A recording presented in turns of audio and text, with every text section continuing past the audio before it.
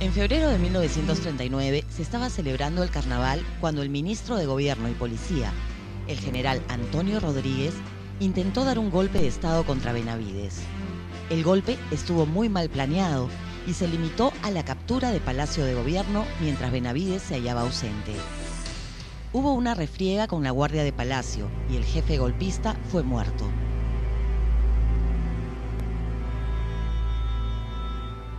El hecho de tratarse de un ministro de Estado hizo ver a Benavides que debía apurar el proceso electoral.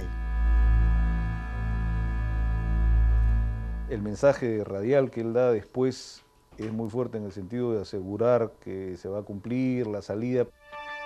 A lo largo de su carrera política, Benavides había sido aliado de la familia Prado.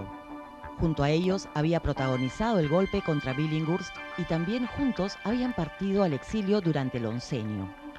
Luego, en los años 1930, los Prado habían estado firmemente asociados con Benavides.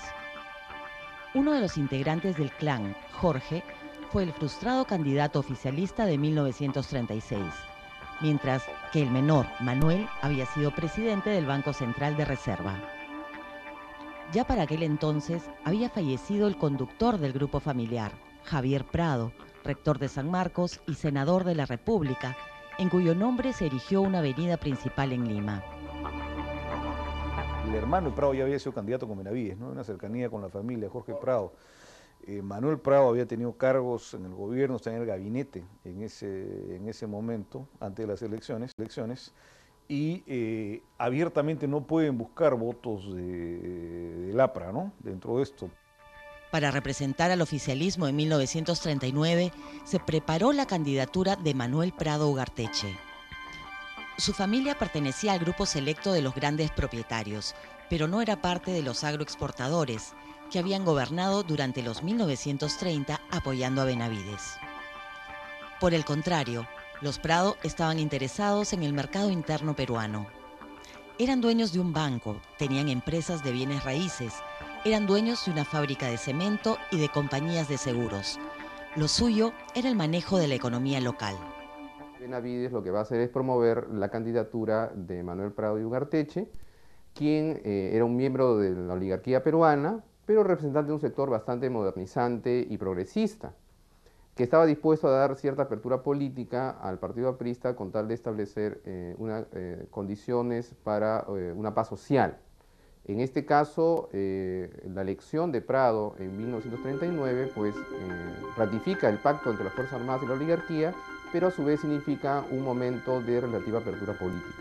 Esto, hasta donde lo he visto, viene por el lado de la gente de Benavides, en conversación con Prado, es dar un contenido más popular a la propia lista de Prado, hace un balance, ¿no? Prado garantiza la imagen de eficiencia, banquero, ¿no? Vinculado con élites, una llegada popular también interesante, matizada con estas candidaturas acompañando de cierta procedencia popular, ¿no? Desde esa posición, los Prado también tenían empresas exportadoras de materias primas, haciendo que su ubicación económica fuera una combinación. Eran un grupo de élite muy especial para aquellos días, porque a diferencia del resto de su clase, también tenían intereses en el mercado interno y no estaban focalizados en la exportación. Me parece que hay un énfasis más claro a marcar una proximidad con Fuerzas Armadas en ese momento, muy cercanos con ese gobierno de Benavides, pero también un deseo de llegar a sectores que podemos llamar clases medias, populares. No es una candidatura de élite, ¿no? Prado fue electo en las elecciones con relativa facilidad. Su oponente fue José Quesada, que no logró armar una candidatura viable. Estaba comenzando la Segunda Guerra Mundial. Cuando Hitler invadió Polonia en septiembre de 1939, los ministros de Relaciones Exteriores de todos los países americanos se reunieron en Panamá y se declararon neutrales en la guerra europea que acababa de estallar. Solo Canadá apoyó a los aliados desde el primer día. Cuando se produce el estallido de la guerra, los estados americanos se van a reunir para ver qué actitud toman. Y se llevan a cabo varias reuniones de cancilleres, ¿no? y en esas reuniones se adoptan algunas medidas para evitar que la guerra llegue a afectar al continente. Una de esas medidas es, por ejemplo, establecer un área de protección común, ¿no?, de 300 millas marítimas, que va a dar origen años más tarde a lo que se llama el Tratado Interamericano de Asistencia Recíproca, ¿no?, el TIAR.